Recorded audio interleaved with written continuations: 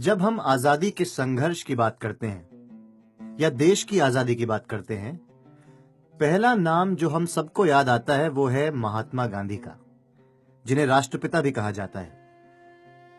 भारत की आजादी की लड़ाई एक ऐसी घटना थी जो लंबे अरसे तक चली थी, जिसमें कई जाने माने नेताओं ने योगदान दिया था, जैसे कि सुभाष चंद्र बोस, लाल बहादुर शास्त्री, बाल गंगाधर तिलक, लाला लाजपत राय, बिपिन चंद्र पाल, रविंद्रनाथ टैगोर, भगत सिंह आदि। इन सभी नेताओं में वो बी.आर. अम्बेडकर थे, जिन्हें बाबा साहेब भी कहा जाता है।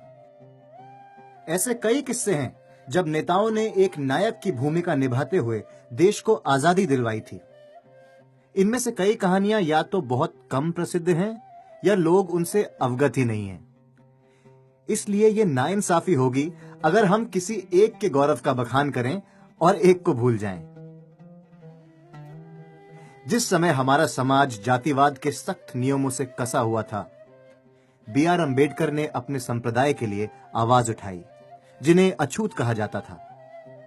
एक निम्न वर्गीय परिवार में जन्म लेने वाले बी.आर. अम्बेडकर ने पहले अपनी शिक्षा से सभी स्तरों को नापा और फिर आजादी की लड़ाई से जुड़ गए।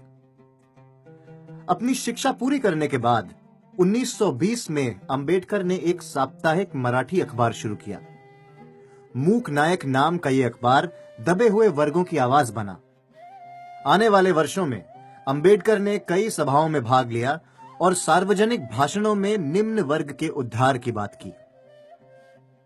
1924 में अम्बेडकर ने बहिष्कृत हितकर्णी सभा की खोज की, जिसके उद्देश्य थे शिक्षा, दबे हुए वर्गों का निर्माण और उद्धार। पिछड़े वर्गों को ऊपर लेने की उनकी कोशिशों ने कभी रुकने का नाम नहीं लिया। 1925 में उन्होंने अछूत बच्चों के लिए बार्शी में हॉस्टल खोले।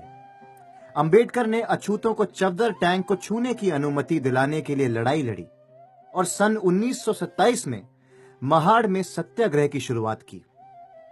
उन्हें इसलिए भी याद किया जाता है क्योंकि 1927 में उन्होंने समाज समता संघ की स्थापना की थी। एक और महत्वपूर्ण अवसर था जो 1927 में हुआ, जब बी.आर. अम्बेडकर ने सार्वजनिक रूप से मनु के उपदेशों, हिंदू सूत्र मनुस्मृति की निंदा की। उन्होंने कहा कि पारंपरिक पुस्तक जातिवाद और अछूत जैसी सामाजिक कुरीतियों को बढ़ावा देती है। इसलिए उन्होंने उस प्राचीन पुस्तक को जला दिया और 25 दिसंबर 1927 में उन्होंने अपने अनुयायियों को भी मनुस्मृति जलाने के लिए सहयोग दिया। तभी से 25 दिसंबर वार्षिक स्तर पर दलितों और अम्बेडकर के अनुयायियों द्वारा मनुस्मृति दहन दिन के तौर पर मनाया जाता है। मोंटाग चेम्सफोर्ड सुधार को शुरू करने के बाद 1928 में ब्रिटिश सरकार ने भारत के सांविधानिक सुधार की देखरेख के लिए साइमन कमीशन को भारत भेजा। भारतीय कानून कमेटी के साक्ष्य के लिए अम्बेडकर ने कदम बढ़ाया और बॉम्बे प्रेसिडेंसी कमेटी आयोग के सदस्य बन गए। 1930 में नासिक में कलाराम मंदिर में अछूतों का प्रवेश मान्य कराने के लिए अम्बेडकर ने एक सत्याग्रह की शुरुआत की। उनके सभी अनुयायी मंदिर में इकट्ठा हुए और सबने नासिक में एक बहुत बड़ा जुलूस निकाला। 1930 और 1932 के बीच में अम्बेडकर ने अछूतों को आगे करते हुए एक राउंड टेबल कॉन्फ्रेंस की। जब 1932 में महात्मा गांधी ने मौत आने तक अनशन लिया, अम्बेडकर उनसे बात करने आए। इस वार्तालाप को पूना एक्ट के नाम से जाना गया। इससे गांधी जी का अनशन पूरा हो गया और दलितों को एक अलग निर्वाचन वर्ग मिल गया, जिससे वो ब्रिटिश भारत में राज्य वैधानिक असेंबली के सदस्य का चुनाव कर सकते थे। 1935 में अम्बेडकर ने ऐतिहासिक रूपांतरण सम्मेलन की अध्यक्षता की। इस सम्मेलन में अम्बेडकर ने अपने अनुयायियों से कहा कि उन्हें हिंदू धर्म छोड़ देना चाहिए और किसी अन्य धर्म को गले लगा लेना चाहिए। उसी साल अम्बेडकर को सम्मेलन की अध्यक्षता करने लाहौर के जात पात तोड़क मंडल द्वारा न्योता दिया गया। अम्बेडकर ने जातिवाद को मिटाने के लिए अपना भाषण तैयार किया था। सम्मेलन के रद्द हो जाने पर अम्बेडकर को अपना भाषण छपवाने के लिए एक किताब प्रकाशित करवानी पड़ी, जिसका नाम था जातियों का नाश। अंबेडकर ने दलितों की स्थिति के उत्थान के लिए लगातार काम किया और इसे आगे बढ़ाने के लिए 1936 में उन्होंने बंबई विधान परिषद में एक विपक्षीय पार्टी की स्थापना की, जिसका नाम पड़ा स्वतंत्र लेबर पार्टी। 1935 में भारत सरकार अधिनियम के तहत आयोजित आम चुनाव में डॉक्टर अंबेडकर कुल 17 सीटें हासिल कर स्वतंत्र लेबर पार्टी के साथ बंबई विधान परिषद के सदस्य चुने गए। 1938 में जब कांग्रेस पार्टी ने एक बिल पेश किया जिसका प्रस्ताव था कि अछूतों को हरिजन यानी हरि की संतान का नाम दे दिया जाए, तो अंबेडकर विपक्ष से खड़े हुए। उन्होंने ये कहकर बिल की निंदा की कि एक नाम बदल जाने से अछूतों की स्थिति नहीं बदल जाएगी।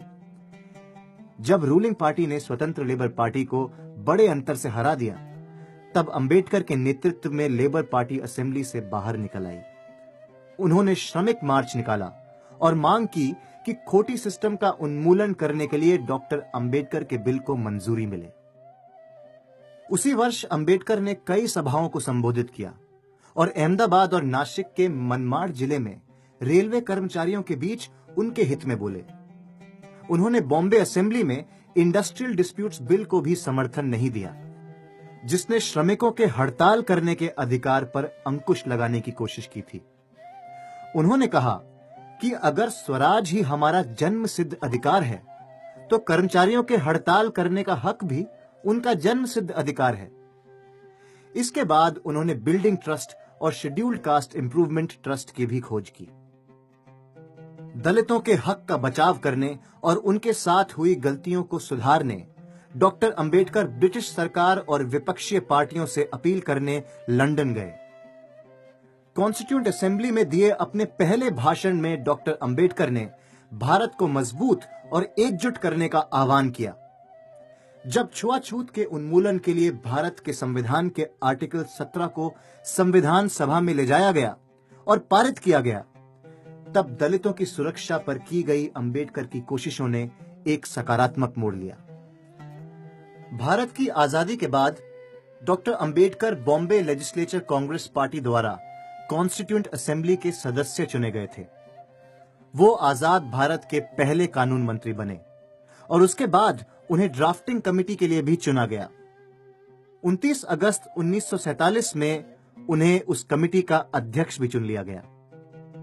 अक्टूबर 1948 में उन्होंने कॉन्स्टिट्यूएंट असेंबली में संविधान का पहला ड्राफ्ट आगे रखा। कॉन्स्टिट्यूएंट असेंबली ने छुआछूत का उन्मूलन करने के लिए आर्टिकल 17 को चुना। फिर 1949 में कॉन्स्टिट्यूएंट असेंबली ने संविधान को स्वीकारा, जिसे फिर बाद में 26 जनवरी 1950 में लागू किया गया। डॉक्टर अंबेडकर ने, जो तब कानून मंत्री थे, हिंदू निजी कानून सुधार के लिए हिंदू कोड बिल को भी संसद के सामने रखा। उसी वर्ष उन्होंने फाइनेंस कमीशन ऑफ इंडिया को स्थापित किया और निचले वर्ग के लोगों के इनकम टैक्स देने पर विरोध किया। उन्होंने भारत की सुव्यवस्था के लिए कुछ अपूर्व योगदान दिए। अंबेडकर ने land revenue tax, excise duty policies और लैंड रिफॉर्म में महत्वपूर्ण योगदान दिया और देश की कुल अर्थव्यवस्था में भी। आजादी के आंदोलनों और आर्थिक बढ़ोतरी में उनके योगदान के अलावा डॉक्टर अंबेडकर ने बर्थ कंट्रोल मेजर्स की भी वकालत की, जिसे बाद में सरकार ने परिवार नियोजन पॉलिसी में शामिल कर लिया। उस बड़े नेता का एक बहुत कम जाना हुआ सच ये भी है कि वो बौद्ध धर्म के अनुयायी थे। एक दलित परिवार में जन्म लेने के बावजूद अंबेडकर ने पूरे जीवन बौद्ध धर्म की पढ़ाई की।